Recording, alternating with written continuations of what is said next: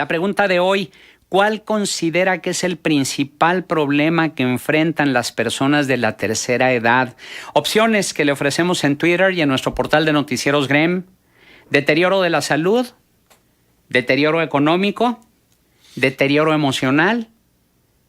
¿O usted tiene otras opciones? Compártala. 711-0260, contextos @gremradio.com.mx. Estamos en WhatsApp como en el número 8717361799. En redes sociales como Noticieros Grem. Y si quiere usted un contacto directo con el conductor de este programa, estoy como @lic Juan Ceballos. Y también Marcela Pámanes está como @M Pámanes. Y le damos la bienvenida en el estudio a la licenciada Alba Ávila, psicóloga. Alba, bienvenida, buenos días. Hola, muchas gracias, muy buenos días. Y está con nosotros también el doctor Javier García Salcedo, geriatra, y le damos la muy cordial bienvenida. Doctor, gracias. Muchas gracias por la invitación. Y bueno, pues si les parece bien, empecemos por lo que es la pregunta de hoy. ¿Cuál considera que es el principal problema que enfrentan las personas de la tercera edad? Pero de acuerdo con la especialidad de cada uno de ustedes. Primero las damas. Alba Ávila, los problemas emocionales derivados de la tercera edad. ¿Cuál es o cómo se mide esta crisis que viven las personas de la edad adulta? A lo largo, gracias, a lo largo de lo que viene siendo pues la vida, vivimos diferentes tipos de crisis. Desde la adolescencia es de nuestras primeras crisis en las que pues una búsqueda de la identidad, pertenecer a algún grupo, pertenecer a algo, a alguien, es una búsqueda constante. Luego pasa a la crisis de la edad media, pues a lo mejor si ya hay hijos, si qué estabilidad tenemos tanto laboral como socialmente, como individualmente, qué tanto hemos crecido, qué tanto hemos logrado. Y de ahí pues ya de las últimas crisis que viene siendo la de la tercera edad, donde generalmente pues es cuando la persona se empieza a jubilar, cuando ya no están los hijos, cuando empieza a haber deterioro, por ejemplo, físico. Hay problemas de salud y es aquí cuando empieza a haber la crisis. La crisis aquí tiene que ver mucho con las emociones. ¿Por qué? Porque se empiezan a sentir las personas menos productivas, se empiezan a sentir que ya no los quieren, que a lo mejor pues antes eran más necesarios para ciertas cosas, antes tenían que proveer, ahora a lo mejor con las jubilaciones o eso llega a ser menor el caso de estar monetariamente a lo mejor con un presupuesto más alto o de tener que tener a su cargo ciertas responsabilidades que pues ahora no. Entonces ahí es cuando entran en una crisis de saber, bueno, pues ya estoy más para allá que para acá y pues según de cómo enfoquen esa crisis es como llegan a tenerla. Pero va más por las emociones. Ahora, pero también hay una cuestión que suele suceder en personas de la tercera edad que se niegan a envejecer. Es decir, que se resisten a decir, ya soy un anciano, que después de los 65 años quieren seguir creyéndose menos viejos de lo que son o más jóvenes. Exacto. Y incluso van en plan de conquista, es decir, no logran adaptarse a su realidad. ¿Qué es lo que sucede con este tipo de personas? Aquí hay, por ejemplo, dos maneras de tomar cuando se entra a la tercera edad, negativa y positivamente, ¿sí? ¿Cuál es la forma, a lo mejor muchas veces negativa? Como lo comento, sentirse degradado, sentirse menos productivo, toda esa parte. ¿Y cómo sería a lo mejor positiva? Pues viéndose como una persona de experiencia, no viéndose como alguien que ya no es útil, que ya. ¿Y qué es lo que pasa cuando entramos se entra a esta edad? Yo de joven solía subir tales escaleras en menos tiempo, o corría tanto tiempo, o aguantaba ciertas desveladas, o tanto trabajo. Entonces se van al pasado, retornan al pasado y a esta parte de a lo mejor ya se sienten con más fatiga, ya les da más sueño. Toda esta parte la ven como una forma negativa, en lugar de ver que pues ha sido una experiencia, en que son más sabios, en que a lo mejor ellos pueden ser promotores de la vida, ¿sí? Claro. De saber, mira, yo ya recorrí este camino, esto, lo otro, pero no, al contrario, lo ven como una parte, bueno, hay de todo, hay gente que podemos ver, muchas personas de la tercera edad que andan de viaje y esto y lo otro, pero es un retorno a querer ser lo que fueron en su juventud. Y ya traen que muchas novias y que puras jovencitas para poder inyectarse de vida. Hay de todo un poco. Entonces, es esa parte de tener, es un miedo de enfrentarnos a decir, esta es mi etapa de la sabiduría, esta es mi etapa en la que yo tengo a lo mejor que dejarles algo de conocimiento, de experiencia, y no lo ven como se me acabó esto, ya se me cayó el pelo, ya, o sea, todo como algo malo. En lugar, pues es un proceso de la vida. Nacemos, crecemos, morimos. Entonces, aquí el cambio es, pues, ¿qué vas a hacer tú en toda esa trayectoria? Claro. Tanto como adolescente, como persona de mediana edad, o bien como un adulto mayor, ya que de la tercera edad. Bien. Tenemos participación del auditorio, le damos salida luego de una pausa, 9:17.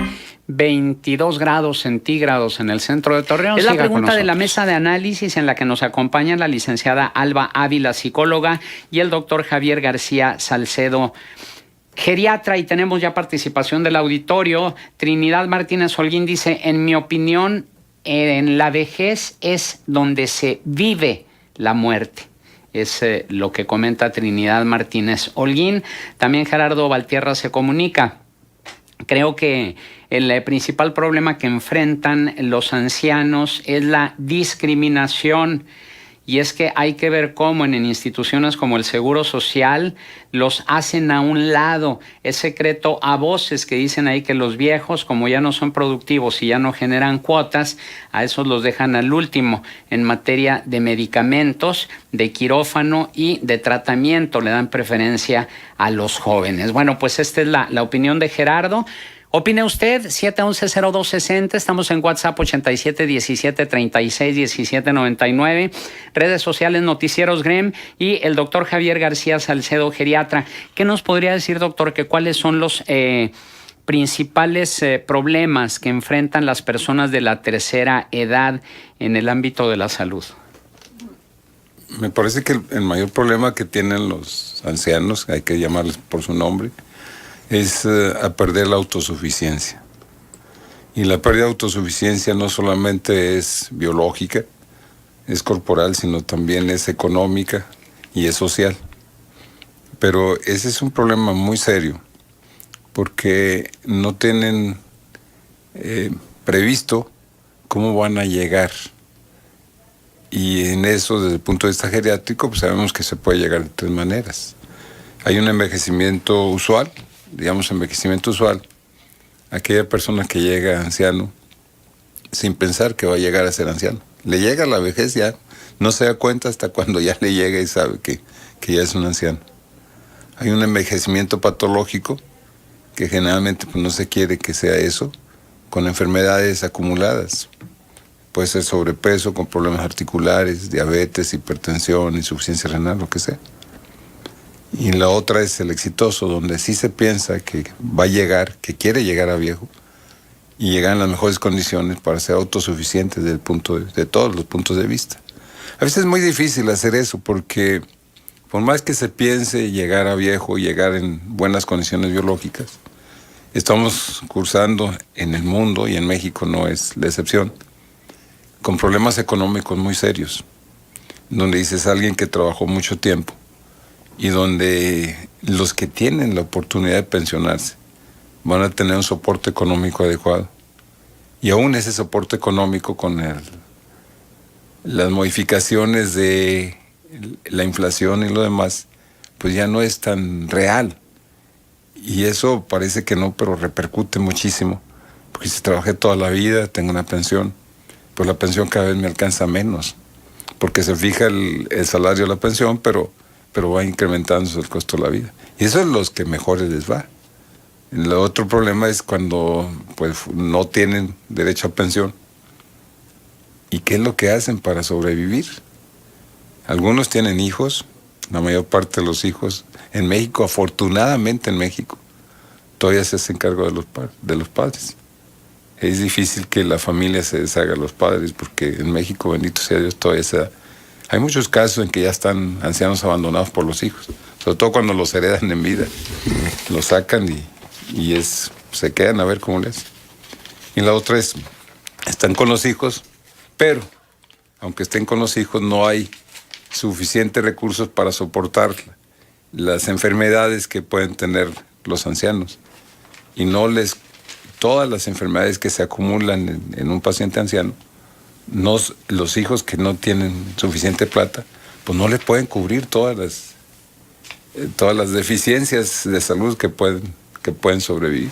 Entonces es una relación entre la familia y el anciano, en donde sí hace disfuncionar a la familia, porque pues cómo cubren con todo lo que se necesita.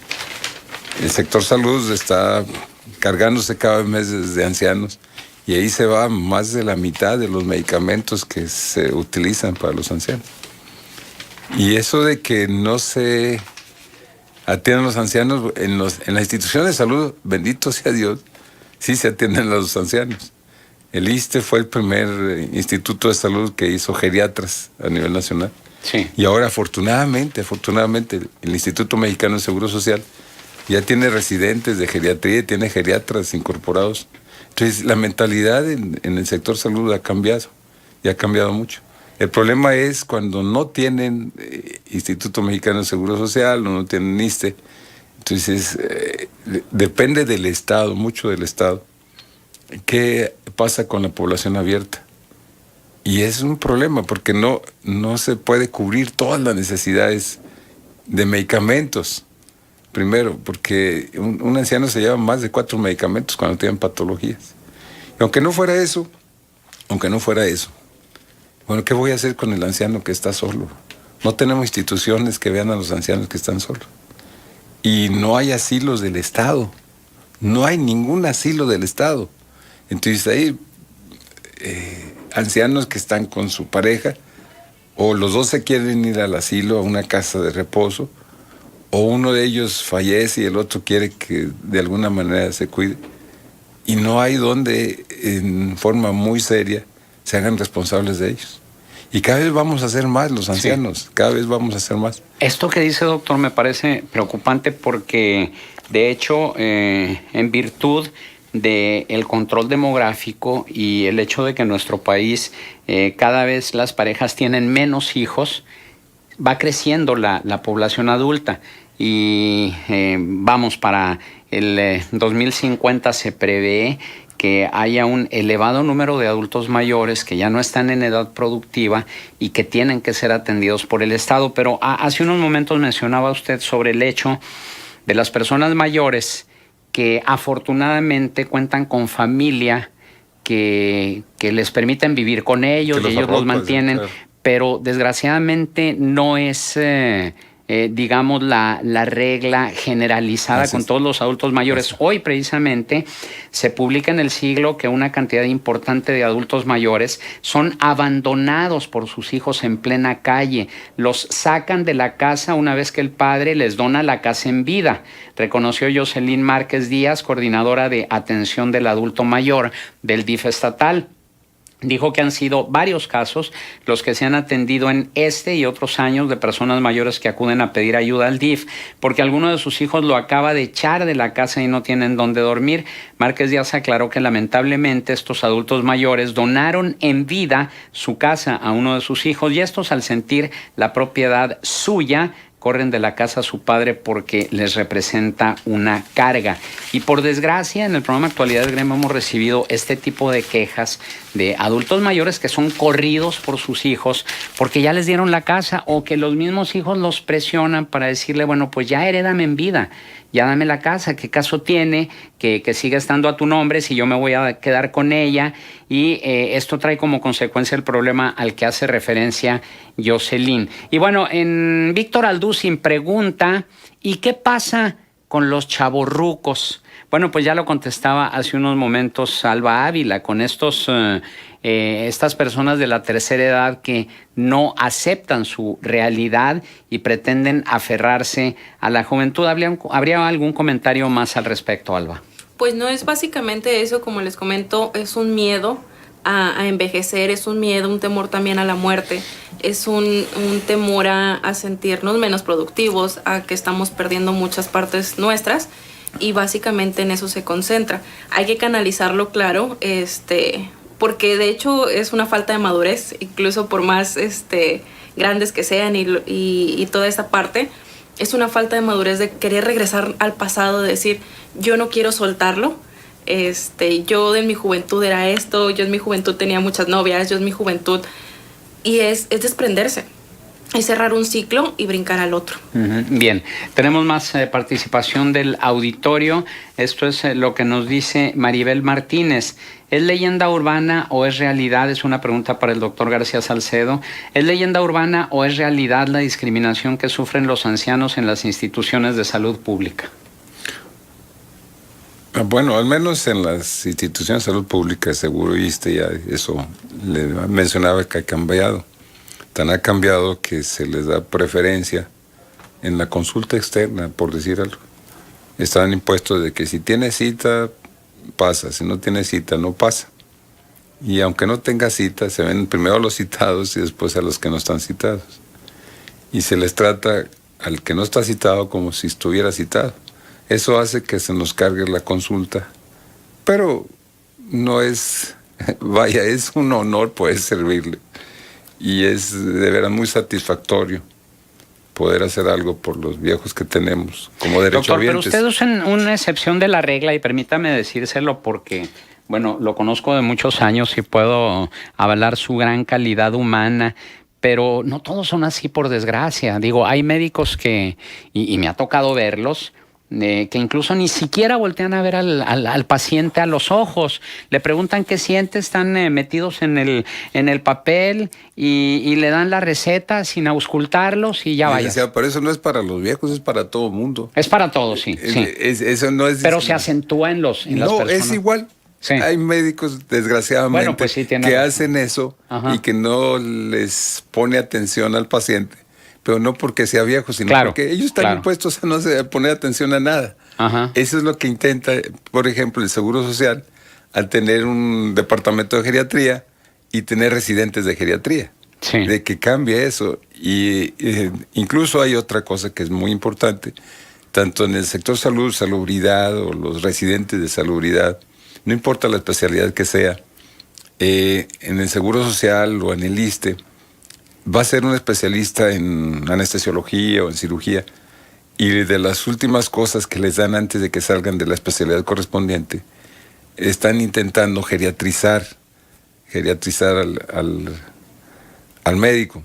Y no solamente geriatrizar para que conozcan las cosas morfológicas o fisiológicas cambiantes del anciano, sino concientizarlos de que ellos mismos en rato van a ser ancianos. Claro. Y que tienen que atender primero a los ancianos como se debe, desde el punto de vista humanístico, espiritual, y después hacer una cadena con los muchachos que vienen atrás, porque al final de cuentas ellos van a ser pacientes.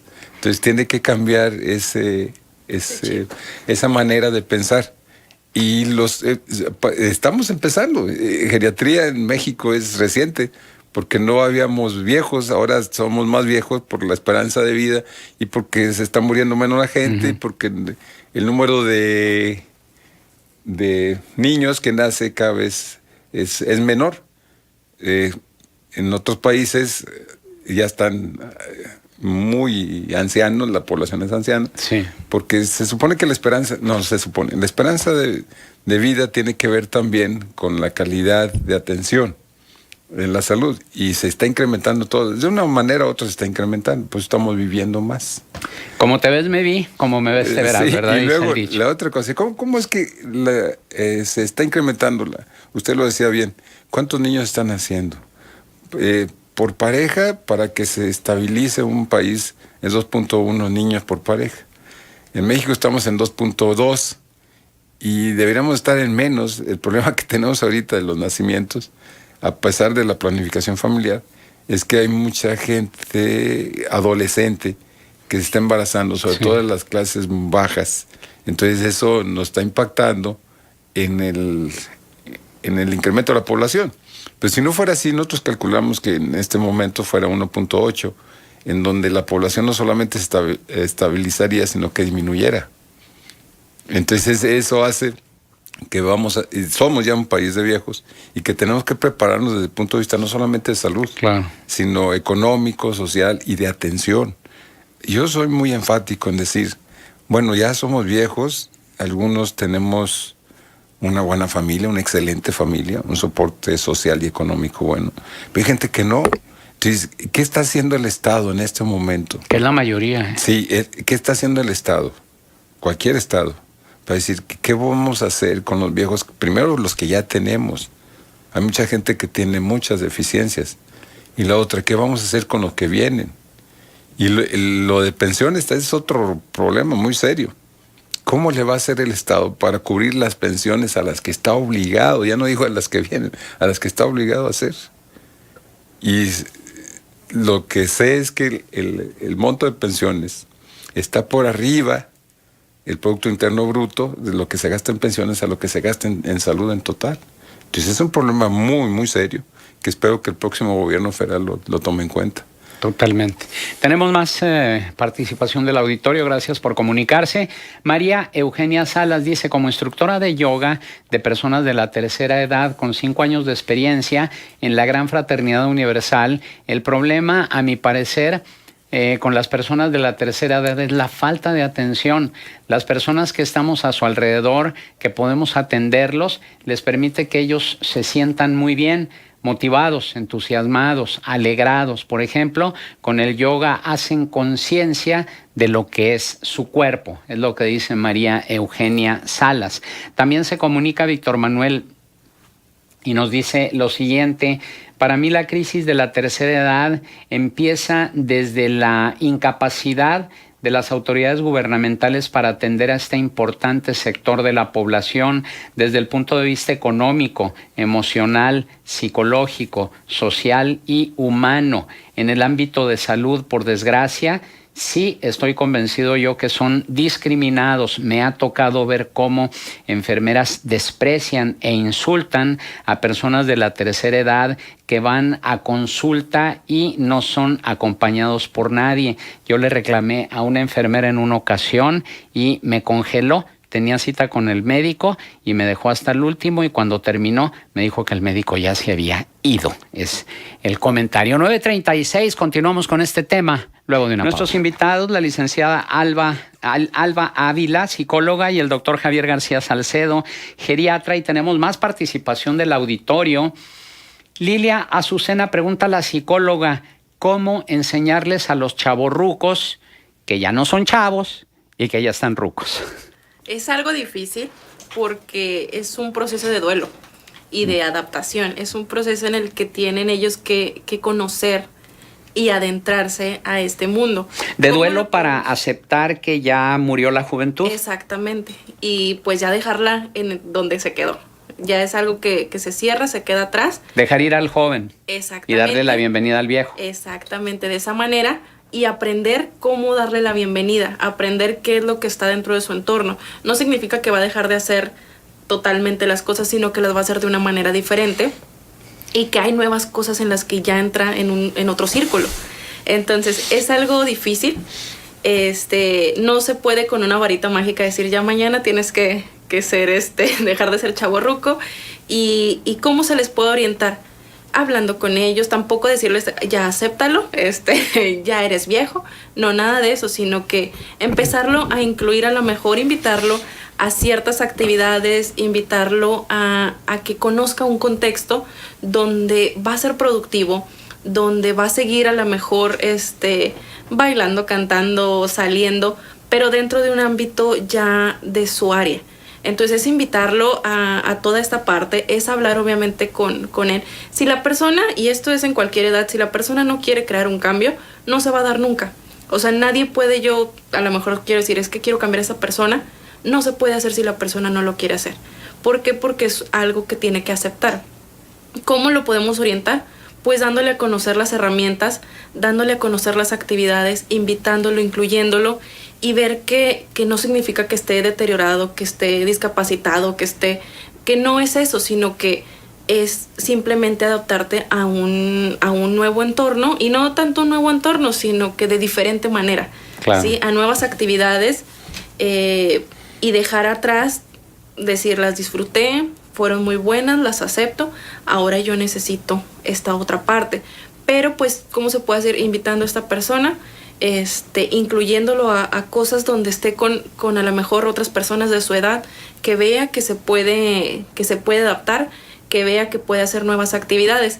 Pero sí es algo difícil, es hablarlo con ellos, y ya está en la persona si lo acepta o no.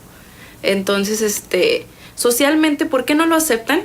Porque volvemos a lo mismo, dicen, no, ya se acabó mi vida, sí. Ya nomás es prepararme para morirme, y no, o sea, no se trata de eso. Todos sabemos que nos vamos a morir alguna vez en la vida, pero bueno, ¿qué voy a hacer yo en este trayecto de mi vida?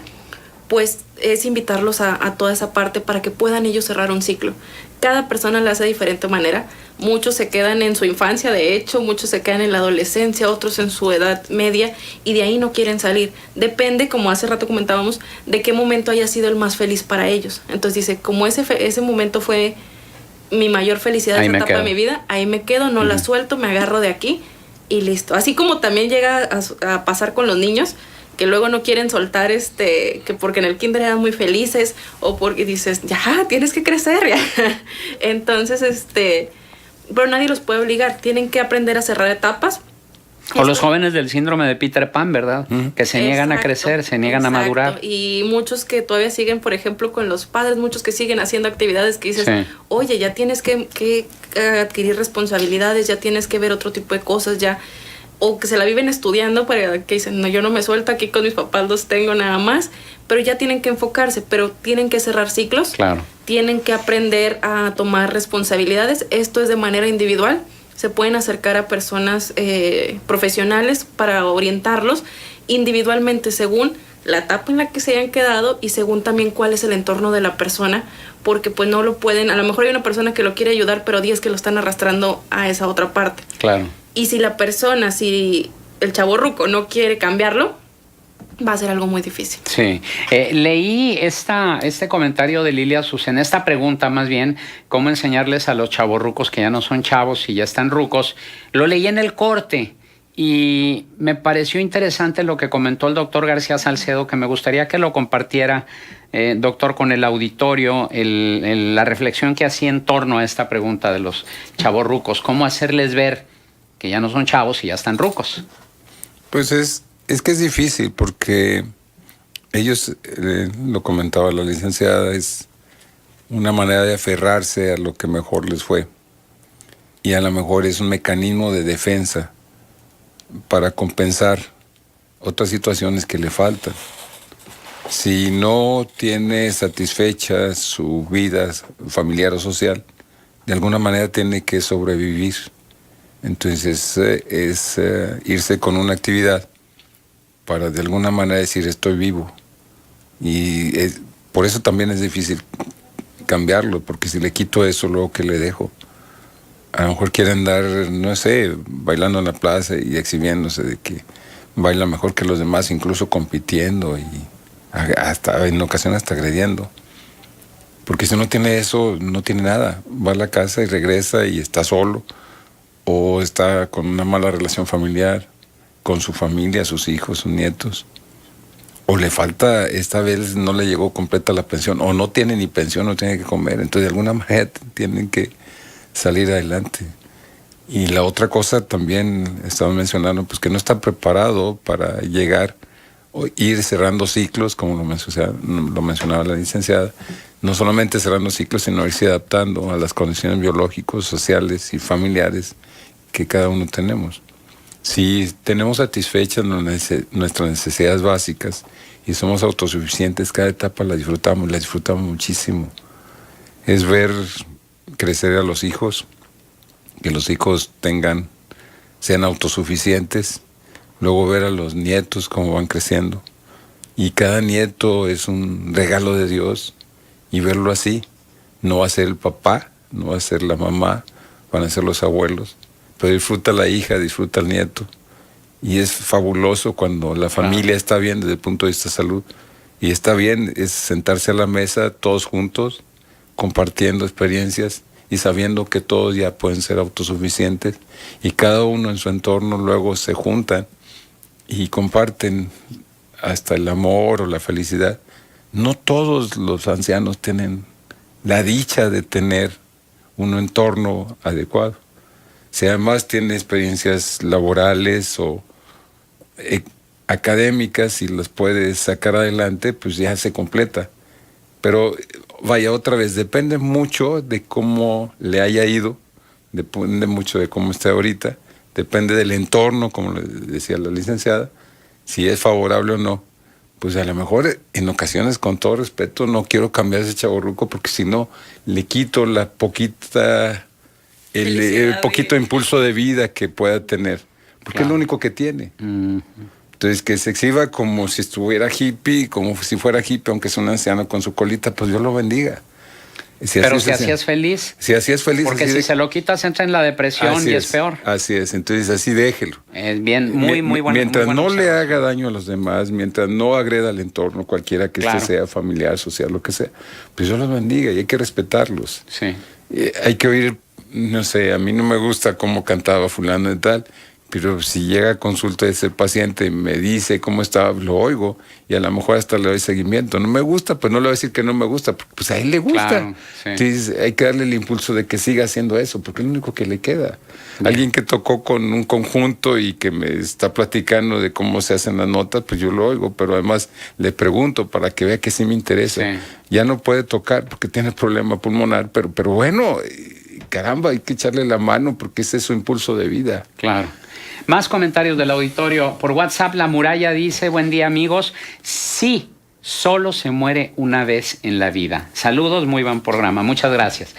Hay otro factor que es preocupante en las personas de la tercera edad y es el hecho de que cuando se jubilan sienten que ya no son productivos y muchos de ellos se van para abajo, se van a la depresión. Digo, yo conozco casos muy cercanos donde eran personas muy productivas, que eran muy trabajadoras, que se entregaban a su trabajo, incluso trabajólicos, como se les dice, y al momento de su jubilación se vienen para abajo y entran en un proceso de depresión porque ya se sienten inútiles. Incluso esto llega a acelerar, desgraciadamente, el proceso de la muerte. Permite. Sí, adelante, doctor. Sí, yo lo veo más directamente eso. Es gente que está impuesta a tener un ambiente laboral específico, a sentirse útiles y además es gente muy valiosa. Pero luego, al momento de jubilarse, sienten que todo lo que ellos tenían como expectativas educativas o como mentores o trabajo intelectual, se termina bruscamente. Entonces, es cierto, cuando ya no hacen eso, caen en depresión. Y la depresión es terrible, pero terrible, porque cuando se deprimen hay factores bioquímicos específicamente, hay factores de necrosis tumoral, hay interleucinas que se expresan y eso hace que bajen las defensas. Entonces, si antes no le pasaba nada, en ese momento es más fácil que se haga diabético, que se haga hipertenso, que tenga problemas intestinales, que de todo tipo. Con la depresión disminuye las defensas, se hace más frágil el paciente, se infecta más fácil, se enferma más fácil y se muere más fácil. Después de la depresión se pueden fallecer incluso. Entonces sí es muy importante que la gente que está trabajando, antes de que se jubile, tenga una alternativa para hacerlo. Afortunadamente eso no se da en todos los pacientes. Le voy a decir, ¿por qué? Porque cuando la jubilación es suficiente y la gente cree que es suficiente, no hace nada. Pero cuando la gente tiene una pensión que sabe que no es suficiente, entonces sigue trabajando. Quiérase que no sigue trabajando porque no le es suficiente la plata. Entonces ese es un problema no solamente de salud, sino económico. Porque si sigue trabajando se deprime menos y si no se deprime entonces sigue más o menos sano. Entonces tenemos más gente que vive más tiempo. De hecho, las instituciones gubernamentales pensaban que después de la jubilación iban a vivir tantos años, precisamente por ese fenómeno de depresión y de fallecimiento. Y como ahora sigue trabajando mucha gente, y no porque quiera, sino por necesidades económicas, Entonces, tenemos más gente que vive más tiempo de lo que se pensaba y las pensiones están pagando por más tiempo de lo que se había previsto. Claro. Entonces, tenemos un déficit importante de pensiones porque la gente está viviendo más tiempo porque está trabajando más tiempo. Y los pocos que están falleciendo después de que se pensionan son los que no se adaptaron a las condiciones después de la jubilación o no tienen actividades alternas. Y ese es el mensaje que hay que darle. Si se va a jubilar, piense qué más va a hacer y cuáles son las condiciones que se va a jubilar, aunque sea suficiente la pensión, porque desde el punto de vista laboral es importante la actividad para evitar la depresión. Tenemos más comentarios del auditorio. Elodia Gallegos dice: quiero felicitar al doctor García Salcedo por su profesionalismo y su buen trato a las personas mayores. Él nos consulta a todos, aunque no tengamos cita, y pacientemente nos espera a que lleguemos a consultarlo. Es lo que dice Elodia Gallegos. También Mireya García se comunica y dice: felicidades por el programa, muy, muy interesante. Hay que decirles a los jóvenes y a los adultos que todavía no son adultos mayores que hay un viejo en tu futuro y eres tú. Como me trates, te trato. Así que hay que darles un buen trato. Felicidades también a los invitados por su alta categoría profesional. Y también agradecemos la felicitación de Marta Patricia Jiménez. Dice: muy interesante, qué bueno que en GREM se preocupen por abordar este tema a propósito de el mes del adulto mayor, que es el que estamos viviendo. Me imagino que por eso hicieron esta mesa de análisis, y felicidades a los invitados. Claro que sí, Marta Patricia, precisamente, pues ya dentro de 3 días es el día del adulto mayor, el 28 de agosto, y aparte, bueno, todo agosto es precisamente el mes del adulto mayor. Agradecemos a la licenciada Alba Ávila, psicólogo, y al doctor Javier García Salcedo, geriatra, su valiosa presencia en esta mesa de análisis. Alba, muchas gracias. Muchas gracias por la invitación. Doctor, muchas gracias. Muchas gracias por invitarnos. 9 de la mañana con 53 minutos. Quédese con Diálogos con la Historia. El doctor Luis Alberto Vázquez Álvarez le espera con sus invitados. Y el lunes tenemos otra cita aquí en Contextos en punto de las 7 de la mañana. Gracias al equipo de Noticieros Grema, Luis Gerardo Astorga en los controles, pero principalmente a usted, sí, a usted, por el privilegio de su amable compañía. Yo soy Juan Ceballos Aspe y le deseo que pase un espléndido fin de semana. ¡Ánimo!